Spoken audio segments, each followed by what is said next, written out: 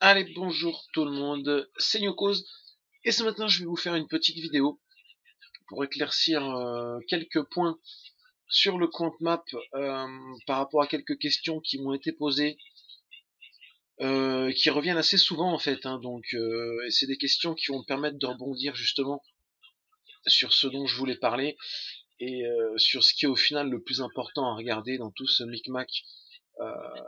Parce que je comprends que ça fait une multitude d'informations qui plus est numérique, à la fois graphique et à la fois numérique, même si tout converge.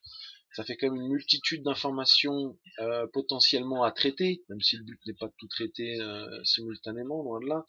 Mais c'est vrai que oui, ça fait une multitude d'informations qui est disponible à l'écran, et je comprends qu'on peut s'y perdre, d'où le besoin vraiment de hiérarchiser tout ça, et le besoin de savoir en fait, excusez-moi, voilà, le besoin de savoir en fait, qu'est-ce qu'il faut regarder en priorité, qu'est-ce qui compte en priorité, et qu'est-ce qui concrètement, techniquement, euh, va motiver nos décisions de trading.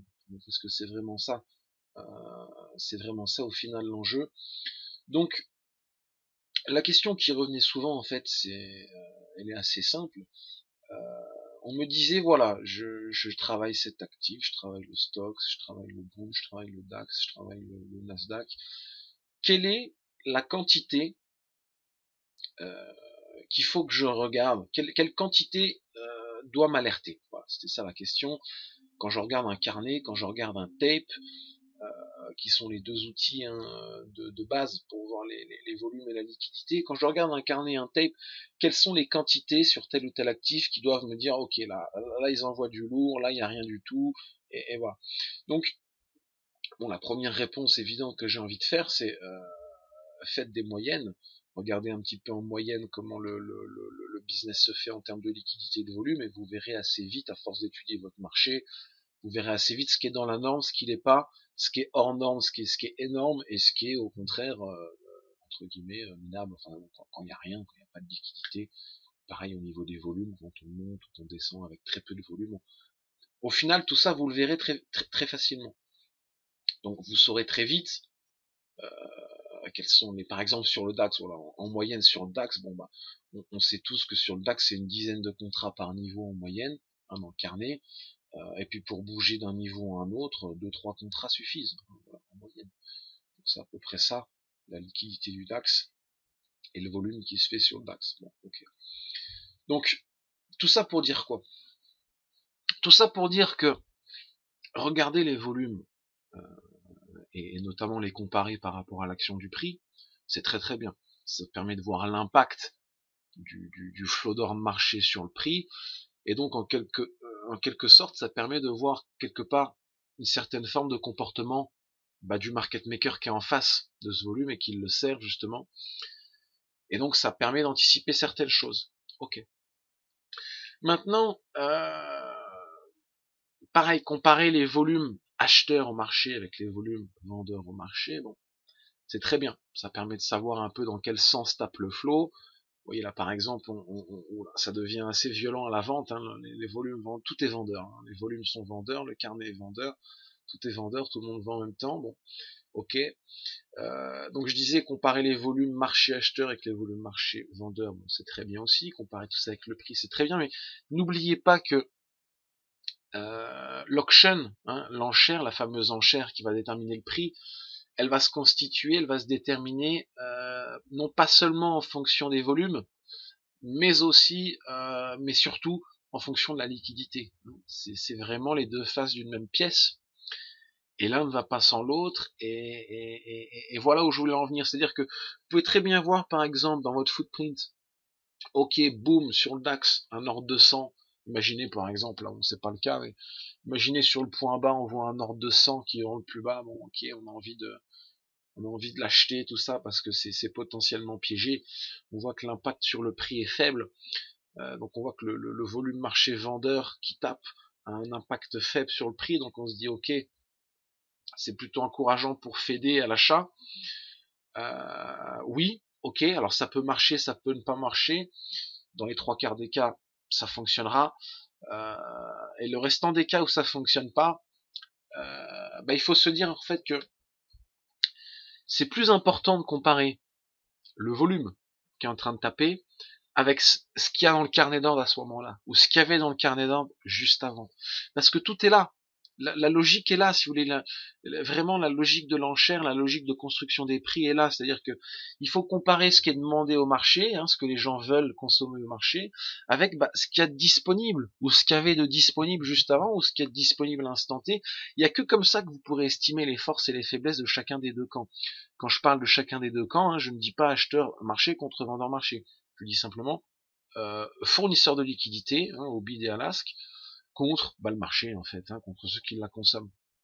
Donc c'est très important et pour reprendre cet exemple, imaginez un ordre marché de 100 à la vente qui est frappé, qui a un impact très faible sur le prix, ok, on a envie de le féder. Alors imaginez juste avant dans le carnet au bid, sur ce niveau de prix là qui vient d'être frappé, vous aviez par exemple 20 ordres limites disponibles au bid à l'achat, ok. Là, c'est nickel pour féder. Parce que vous vous rendez compte que vous aviez 20 disponibles, une quantité qui commence à être sympa, en guise de support, donc au carnet. Et puis vous voyez qu'au final, quand on tape dessus, il en faut 100. Il en faut 100 pour passer en dessous, pour imprimer un ou deux tickets en dessous. Donc là, vous dites quoi? Vous dites, ok, le support, il est plus fort que prévu. Il est plus fort que prévu. Donc là, oui, j'ai envie d'acheter. J'ai envie d'acheter ce truc. Par contre, je voyais que l'écran ne défilait plus. Voilà. Par contre, si à l'inverse, donc on reprend cette quantité de 100 qui vient d'être frappée à la vente, ok. Et si à l'inverse, au niveau du bid, juste avant que ça tape ces 100, vous aviez au niveau du bid, par exemple, vous aviez 300, et puis qu'au final il faut seulement 100 pour passer en dessous, alors là, attention. En effet, les quantités marché restent les mêmes, mais la liquidité, là, pour le coup, n'était pas la même, et ça vous indique une information qui n'est pas non plus la même.